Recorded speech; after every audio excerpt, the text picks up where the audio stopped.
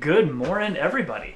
Let's make sure my audio is actually working today, and this time it is. The last time I went live, my audio was not on properly. Well, good morning. Thank you all for joining another episode of my show. In this series, or on this live stream here at Jeff Bull Tech, I like to talk a lot about time management, goal planning, and really ways to help you find your unique value and apply that to what you do every day. So a lot of what we're going to talk about in this series over the next X number of months is all going to be about, helping you find the time, make the time, and create that rhythm in your life that will really help you, especially now that we're all working from home and have to live with a very different set of dynamics in what we do every day for our schedule. So thanks for being here. I really appreciate it. Let me know in the comments below if you have any questions throughout the video, if you have any comments, if you just want to talk about the topics or want to dive in a little bit deeper. Also, just a personal ask. This is my second time going live, I think, in this format. And I had some audio issues the last time I went. So if I have any issues today, please put them in the comments below. I'd love to hear any feedback from you on how things are going. Anyway, hope you're having a wonderful day. So to start off with, my name is Jeff Bull. I happen to be finally in my office shed that I've been building for the better part of 6 months now. So if my background looks different than what you've seen before, that's why. I just did some new stuff in it, like installing some sound tiles and things to try to make the environment a little better and put some custom branding in the show and things like that. Really just trying to make it a little bit more interesting to watch for all of you, and really to kind of set up for today's topic, which is all about goal planning. It's something that is really, really important to me personally, and I have a few key points we're going to go through throughout the show. Before, though, I get into that, I really want to say, if you have comments, put them below, and I want to ask a question. For everyone watching the show, it doesn't have to be a long answer, but for everybody watching the show live or afterwards, have you gone through in the past on your own a goal planning session where you've written out a series of goals, things like that? Have you done that in the past? Just a simple yes or no. I'd love to see that in the comments. Please engage. I'd love to see some info below, because a key part of what it means to plan out your goals is to have things that are meaningful. Now, there's a lot of terms out there or acronyms that you can use. I think SMART is one of them, like 16, like something measurable, actionable, like all these terms. I'm going to try to break this down in a very simplistic way that I think is really impactful for everybody, and try to give you the basis of a process that you can use to create a series of goals and actually be successful at them. The hardest part, personally, that I have found in being successful with goals, first off, is doing them. Actually having some goals written down someplace that you can go back and look at periodically, and then doing those goals. Actually doing the activities that make those goals up. I would say arguably the simpler piece of it that is just as hard, because it takes a lot more time to put together and we rarely dedicate our own time to doing it, is the planning process. Planning out the details of a goal is the key. And I know that seems probably super rudimentary, but I bring it up because it's a really critical part of actually having goals that are going to work for you, that are meaningful to you personally, that you want to do something with, that you can look back at and they give you inspiration. They motivate you. If goals you've ever had in the past, if you don't find that they actually create any motivational energy for you, or you look at them and go, yes, of course that's what I want to do. Why am I not focusing on it today? I missed. If you're not feeling like that with your goals, they're the wrong goals. Or, more likely, what you wrote down is not actually a goal, it's more of a milestone, or a checkbox, or a task, or something to that effect. So, I'm burying the lead a little bit. I'm going to show you some content here in a minute to talk through what this can mean and how to go about that. But again, thank you all for joining. I really appreciate it. Please put comments below. I'd love to hear from you. So now let's go ahead and jump into how to actually do this, what the process looks like. So I'm going to switch over here for a sec, and for some reason my background is showing, but my presentation is not. Let me see if this works. There we go. Yeah, there we go. Technology. I love it. Right on. So I've got 3 things on the screen for you. We're going to talk through each of them in detail. They look super simple on this screen, and please ask questions if you have them. But I'm going to talk through the details of what goes into each one. And in a future discussion, I will go through and talk about a more specific structure you can actually use to do this with. Let's start with the first one. So I made a comment before about creating goals that are meaningful to you, and you have to plan those out. So let me tell you a quick story. A few years ago now, my wife is probably going to be watching here soon. She'll keep me honest. 2 or 3 years ago now, my wife and I we were going through some stuff and we decided we really needed to spend time planning our goals out. Neither of us had ever done them in any meaningful way before. So this isn't applicable to everybody. It doesn't really work right now necessarily, but we actually got away for the weekend. We actually went to Southern California where my family lives. We dropped off our son with my parents for a couple days, got a hotel room down in San Diego, and we just spent an entire day goal planning. Now, that scenario really helped us personally and inspired us to get down this process. But you don't have to do that. You do them wherever you want. That's not the important point. Let me tell you the part of the rest of the story, though. In the story, what we did is we got up in the morning and went and had some coffee, took some food pictures, which is something we love doing, and wrote down some ideas about what goals are. And we just started talking about them. And we took a walk around the downtown area that we were in, talked about our goals back and forth, and did a gut check for each other. Not critical, but, hey, I wrote down these 3 things, hon.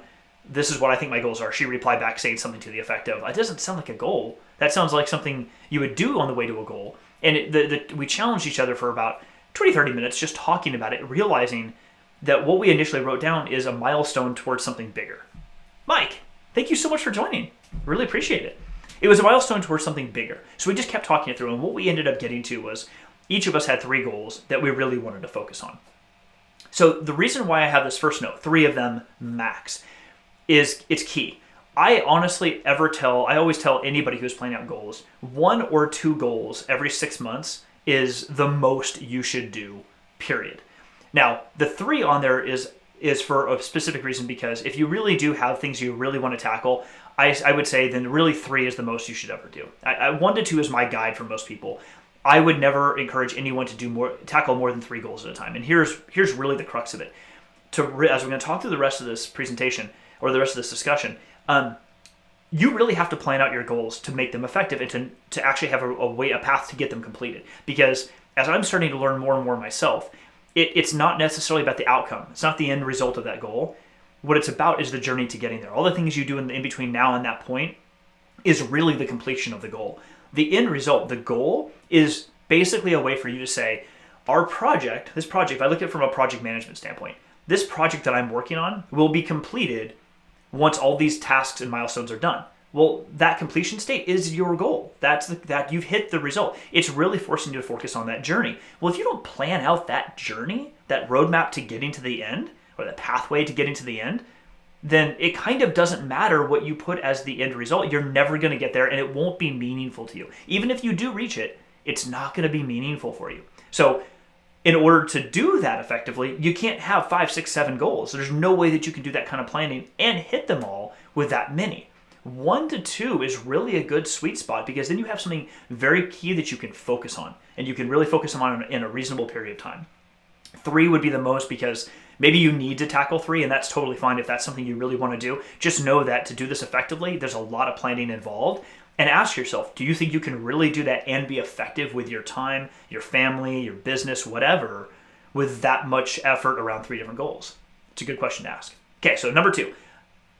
This should be no surprise to anybody. I have mentioned it before in my videos, and most people know this. You have to have a why. You've got to know why you want to complete a goal. I'm a huge Simon Sinek fan, so all the credit to him on this. If you don't know your why, the what and the how make 0 difference. How you get to a completion makes no difference if you don't know why the heck you're even doing it.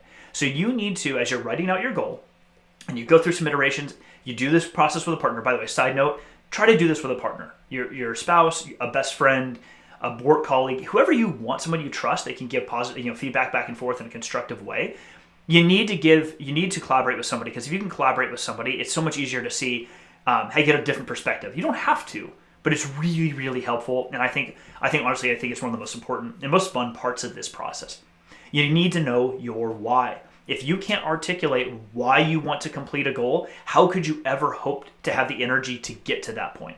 Because the why is the important part. I could keep saying it in circles, but that's all I think I need to say on this one. You have to have why. And more importantly, once you know why you want a goal, when you write it out, whether it's I have some sheets of paper I've been doing notes on today. A sheet of paper, or my wife and I did these big 30 by 40 poster boards we taped on the wall. Whatever, on that goal sheet someplace, you need to write down, why do I want this?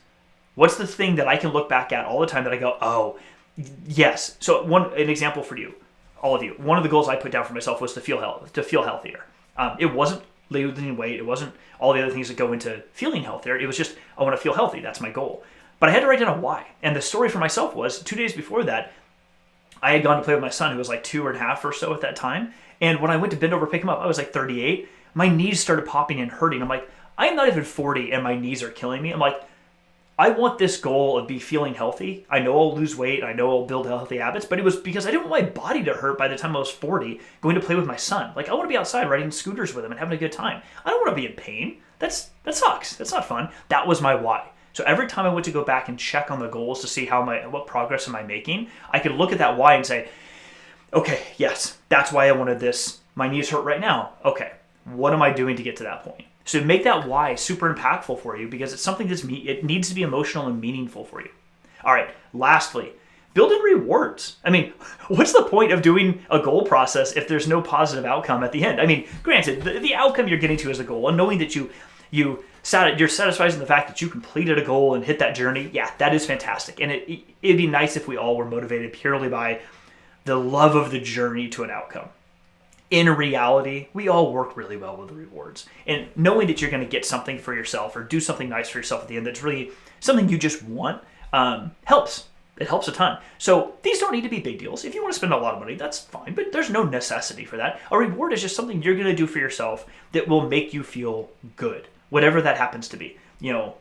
I know we're in COVID, so some of the examples I would normally give are like, get a cool haircut or, do something in public, whatever that happens to be, some activity for yourself. I know that's not all of those are applicable right now because of the situation that we're all in. I will say, though, that any reward you can put down for yourself, whether it's buying yourself gear for your studio, like I'm going to probably do for myself with one of my goals, some new Nanoleaf lights for my background. That's one thing you can do. But it doesn't have to be anything that expensive or that glamorous. It can be something as simple as a new pair of walking shoes because I burned through mine getting to my fitness goal. That's fine. It doesn't matter. You need to have a reward for yourself so that when you're looking at this, and the rewards can be, by the way, they don't need to just be for the goal completion itself. They could be for your milestones. If you want to add micro rewards for yourself, like a gift card to someplace or whatever that happens to be, do it. Add little rewards, something to keep you motivated, because the whole point of this is to motivate you to get there. This should not be a struggle. It shouldn't be hard. If it is, then you've put too many barriers in front of yourself, and then you really should ask yourself at that point, is this something I even want? Now, I'm going to pause there for a minute. That's a lot of information. I know we've got a few viewers watching live now. Thank you guys again. Thank you all again very much for joining. I really appreciate it. If you have any questions or want any clarification, definitely post them in the comments. I'm watching those. I would love the conversation about this and the dialogue. It's a lot of work to get there. I will say, let me take a step back here. When I say rewards and these steps and all the things I'm talking about, the key for all of this is to make sure that what you are doing remains important to you. So a key guide I give everybody, and my wife and I try to do this ourselves, is we do goals over a 6-month period. Is that a sweet spot? For us, yes. It doesn't mean it will be for you. The time period for you is completely up to whatever makes sense for you. I will say this, however. I would never do them any longer than 6 months, and I never do it any shorter than 3 months. And here's why. If it's shorter than 3 months, it's really difficult to get through all the stuff you need to get through or that you've set out for yourself to get through in a 3-month period, in addition to your life, your work, and other things you need to deal with your family on a daily basis. So just know that 3 months is really tough because it just has to be super, super quick. And the question then becomes, is that goal, that outcome so meaningful enough to try to rush through it in 3 months? Conversely, if it's any longer than 6 months, like a year, we all know how New Year's resolutions work. If you try to set a goal for yourself for an entire year, you're not going to check back in until 6 months or 8 months, you are going to lose momentum for it. Full stop. It just will happen. There are a few people out there who are really good at just keeping themselves motivated. That is definitely the exception, not the rule. Most of us, I will say that pretty confidently, most people need that prodding, need something to keep them motivated throughout the way. So my wife and I have found that a 6-month period is really sweet, is a really good place because you can check in every few months, see where you're at, work on that with another person, see the person you did the goals with and say, hey, how are you doing? Let's just talk about it a little bit, see where we're at. And more importantly in that process, you need to ask yourself, is the goal that I wrote down and set out for myself at the beginning of the 6-month period really what I want to still be going for? You don't need my permission, but I'm going to give you permission right now. It is totally okay to change your goals midway. If halfway through that process, you realize that one of the goals you're going for is no longer relevant or it's just not interesting for you anymore in the way that you set out, scrap it and replace it with something else. That is totally okay. Do not force yourself to continue to work on something that has lost meaning to you, because you will not get there. It will drain on your mental energy, and it'll make your mindset much more fixed. You want to maintain that growth mindset, so you're always looking for something to help you improve. You can stop a goal halfway through or 2/3 of the way through. That is okay. Don't feel like you are doing something wrong or you have failed. It just means that the goal isn't relevant anymore. So replace it with something else. You still need to keep yourself accountable to that new goal, but create something new for yourself that is actually meaningful. Or if you've completed the goal, great. Go back and add a new goal in to complete for the next period of time, whatever. But don't feel like you're obligated to hold on to something because there's some rule floating around out there that says you have to do that.